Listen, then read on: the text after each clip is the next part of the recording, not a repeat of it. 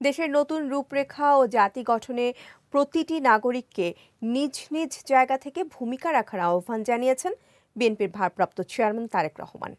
দীর্ঘ ১.৫ যুগ পর নয়াপল্টনের কেন্দ্রীয় কার্যালয়ে গিয়ে নেতা কর্মীদের উদ্দেশ্যে এই আহ্বান জানান তিনি। আহসান হাবিবের প্রতিবেদনে বিস্তারিত।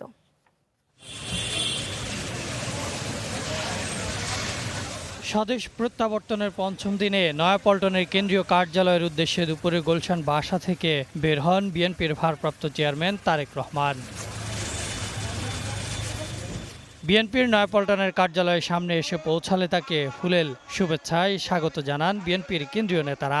এ সময় তার নামে বিভিন্ন স্লোগান দেন নেতাকর্মীরা।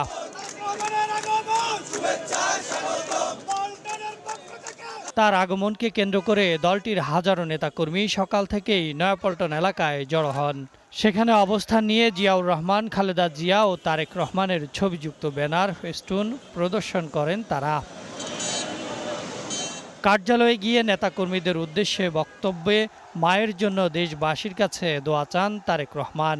এ সময় সবাই মিলে নতুন করে দেশকে গড়ে তোলার আহ্বান জানান তিনি। যতটুকু সম্ভব আমরা সচেষ্ট হই দেশের জন্য। কোথাও যদি রাস্তায় একটি কাগজ পড়ে থাকে, ময়লা হয়ে থাকে, দরকার হলে সেটাকে আমরা সরিয়ে দিব। এভাবে ছোট ছোট করে কাজ করার মাধ্যমে আমরা দেশটাকে গড়ে তুলে আসুন। আর এখন আমি সকলকে অনুরোধ করব, দ্রুত আমরা রাস্তাটাকে খালি করে দেই যাতে সাধারণ মানুষ চলাফেরা করতে পারে। সকলে ভালো থাকবেন ইনশাআল্লাহ। আমার জন্য দোয়া করবেন। দেশের খালেদা জিয়ার সুস্থতার জন্য দোয়া করবেন। আল্লাহ হাফেজ। বাংলাদেশ জিন্দাবাদ। অপ্রীতিকর পরিস্থিতি এড়াতে দলের কার্যালয় ও আশপাশের এলাকায় নিরাপত্তা ব্যবস্থা জোরদার করা হয়।